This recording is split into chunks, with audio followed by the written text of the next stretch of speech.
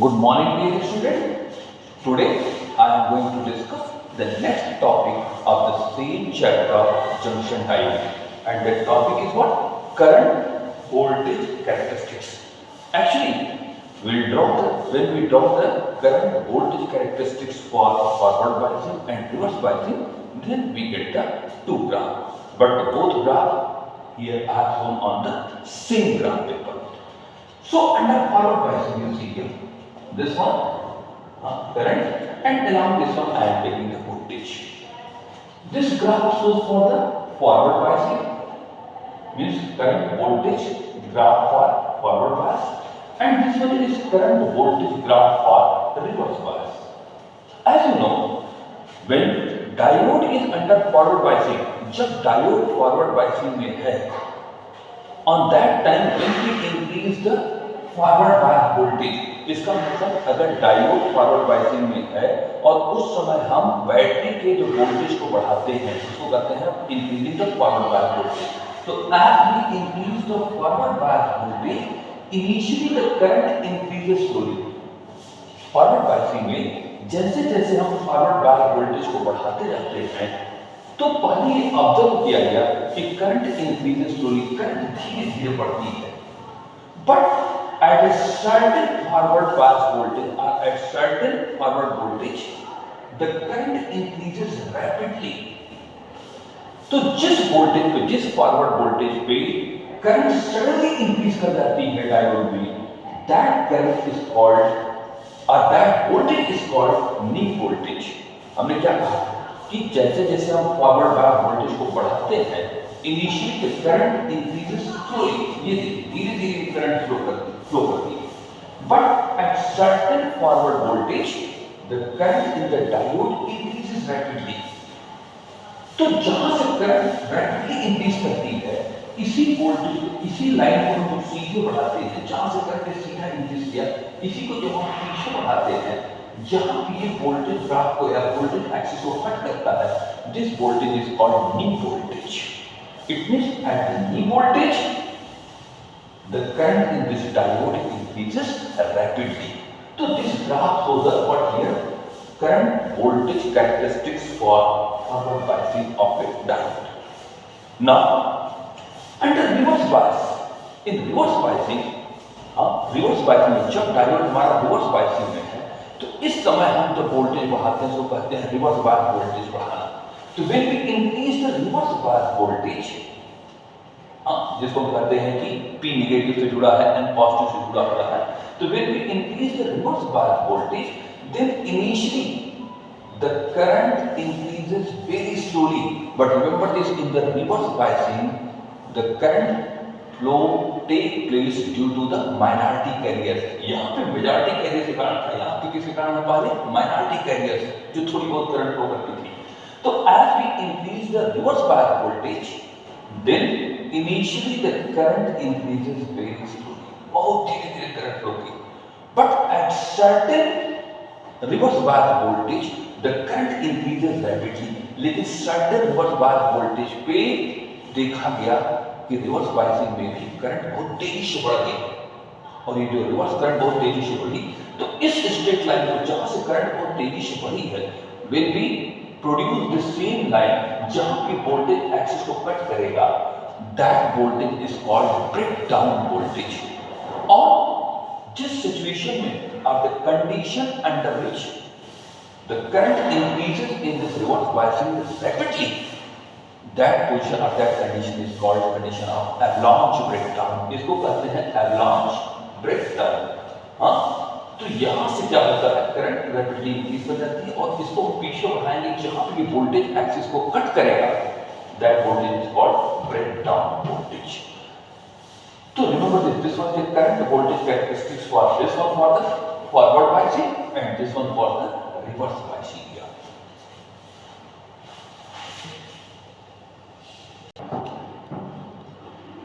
Now, next topic which is very important, and that one is diode as a rectifier। It means diode act as a rectifier, और rectifier का काम क्या होता है?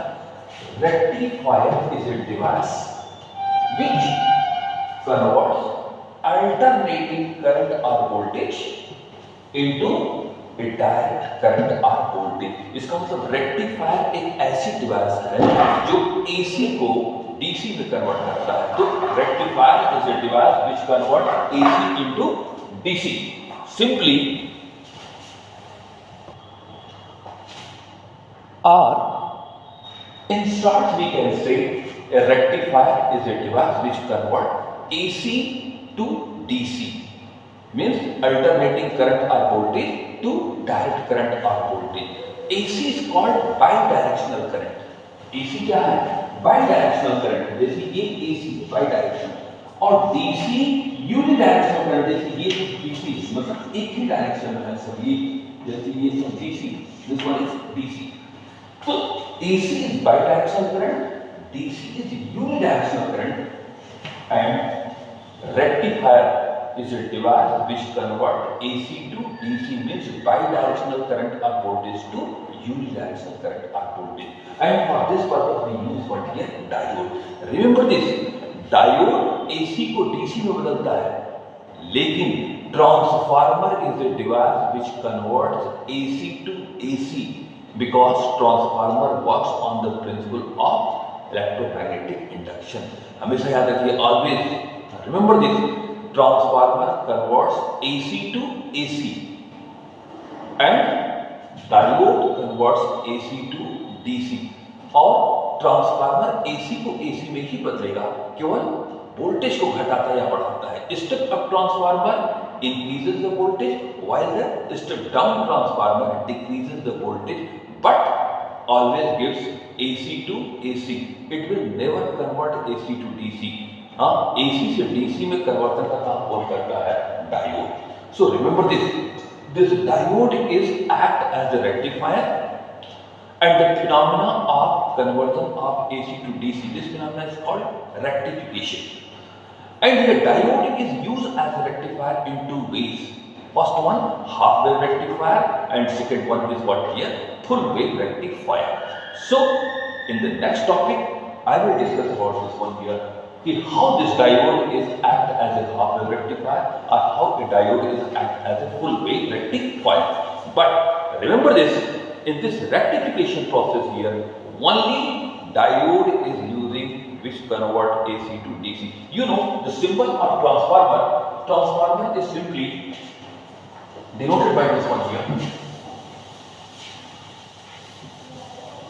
Suppose I am taking this one is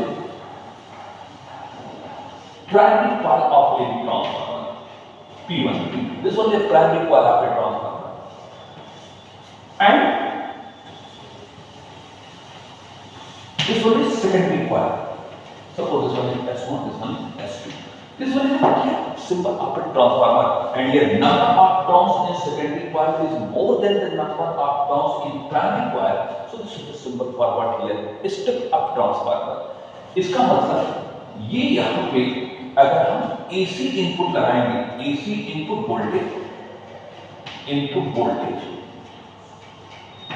तो यहाँ S1 S2 के across भी हमको AC ही मिलेगा।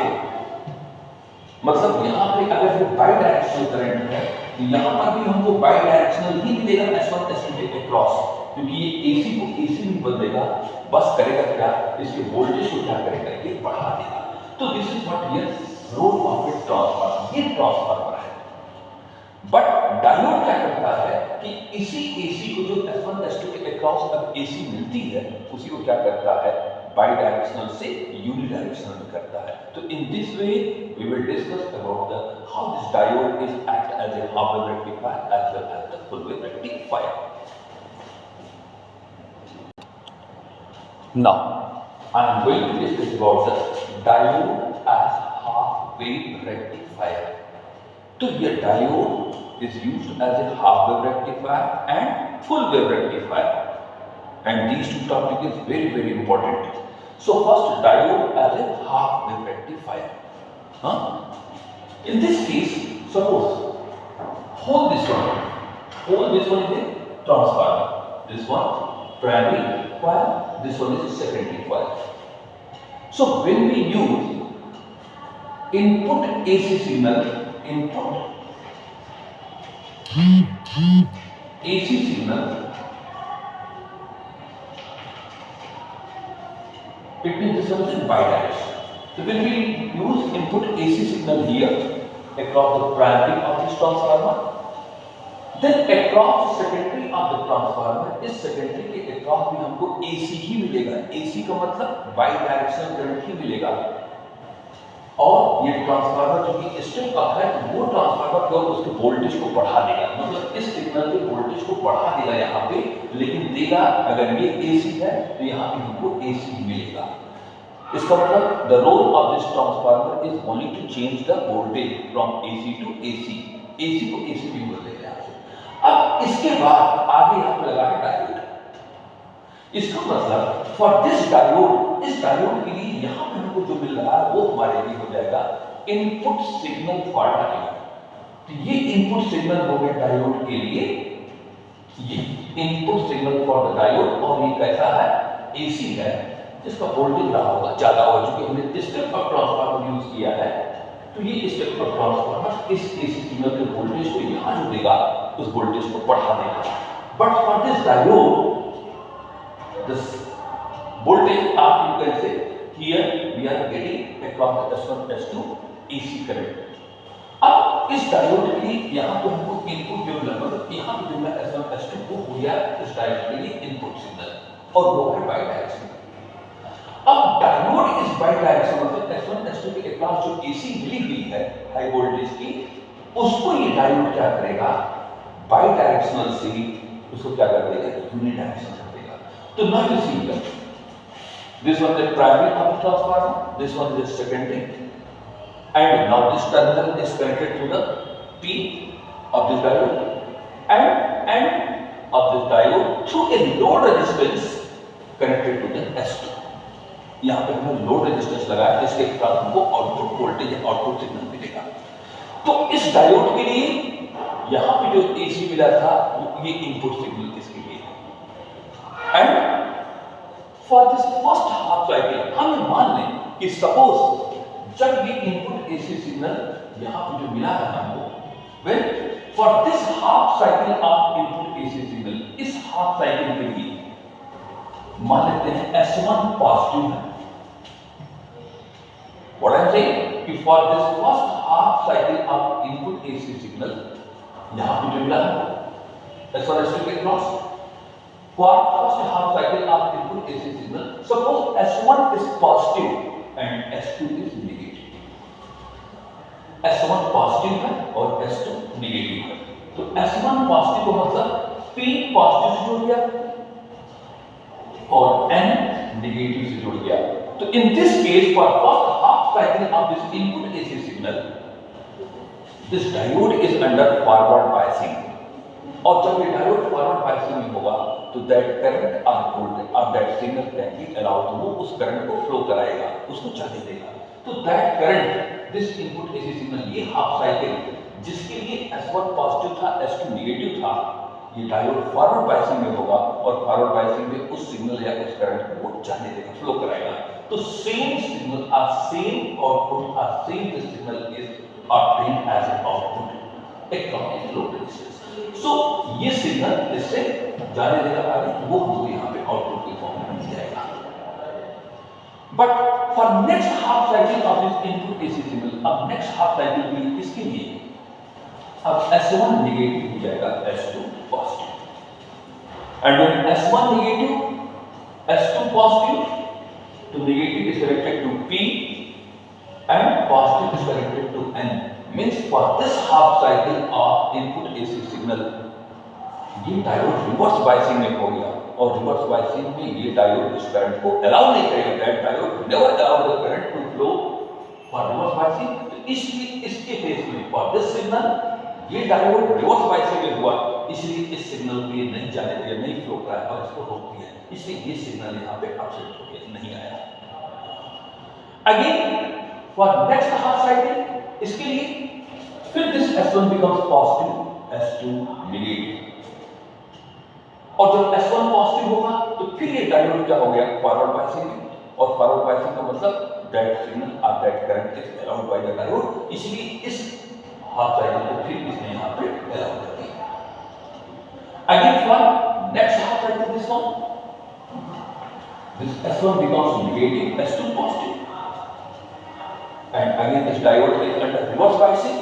Reverse biasing means it does not allow the flow of the signal or current. इसलिए इसको इसमें फिर यहाँ पे रोक दिया, यहाँ पे नहीं आने दिया सिग्नल।